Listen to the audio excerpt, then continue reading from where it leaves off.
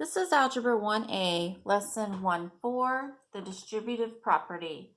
The objectives are: use the distributive property to evaluate expressions, use the distributive property to simplify expressions.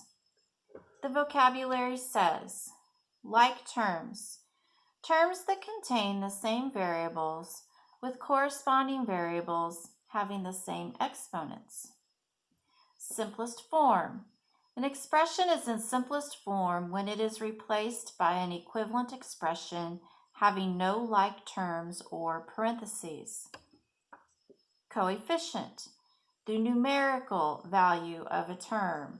You're going to hear me use coefficient a lot.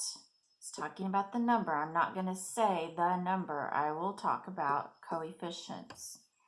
So let's look at your number properties page. We had left one of these blank the other day, and now we're coming back to it. The distributive property. What this tells us is we are going to have a number or a variable times the sum of something, or we could have that number or variable times the difference of something. Basically, what you're doing is, in distribution, you're sharing the A with the B through multiplication. That's how you end up with AB. And then you have a plus sign, because that's what was there to begin with, and you share the A with the C through multiplication, and that's AC. And it would work the same way with a difference. It's just that you would have a subtraction sign in the middle. And sharing A with B would give you AB.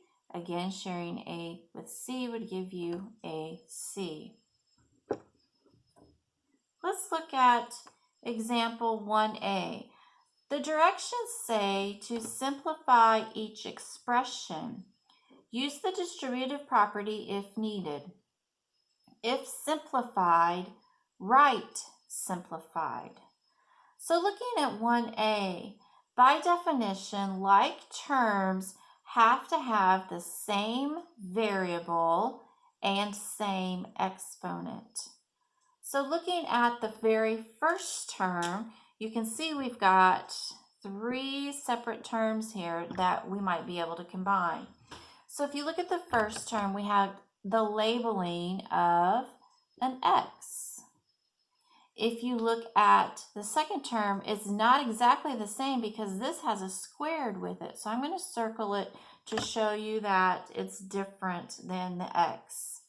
And then if you look at the last term, it has the same labeling as our 3. So I'm going to go ahead and circle it. This shows us that we can combine the second and third terms, but we cannot put it with the first. So just simply bring down the first term.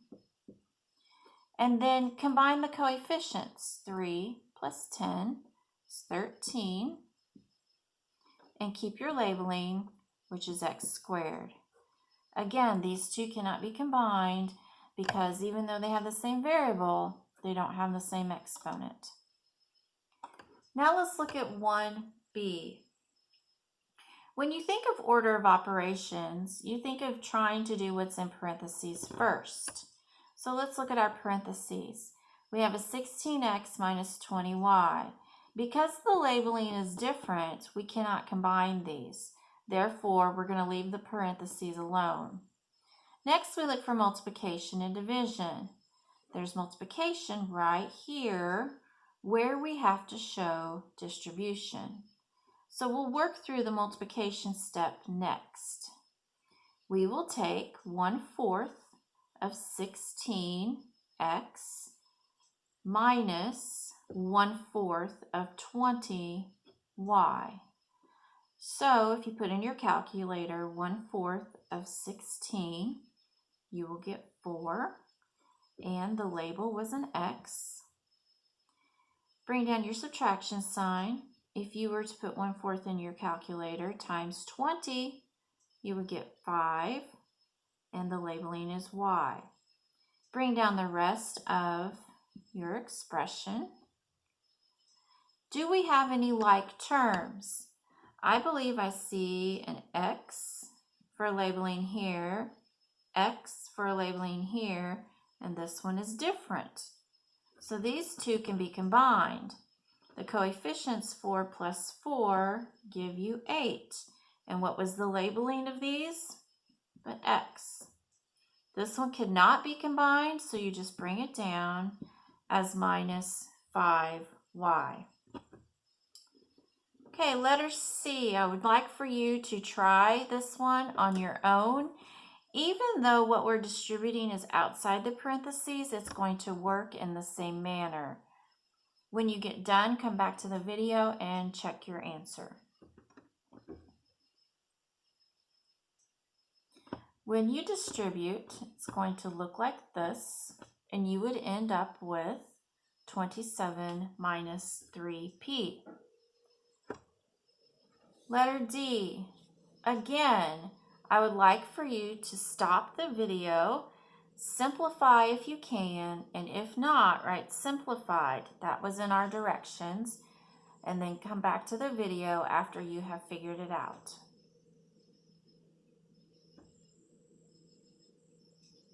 When you simplify, you should get the answer 9w.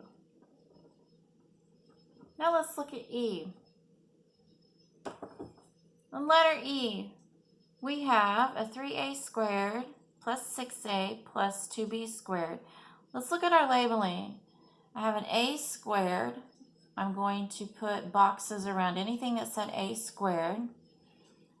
Here I have an a.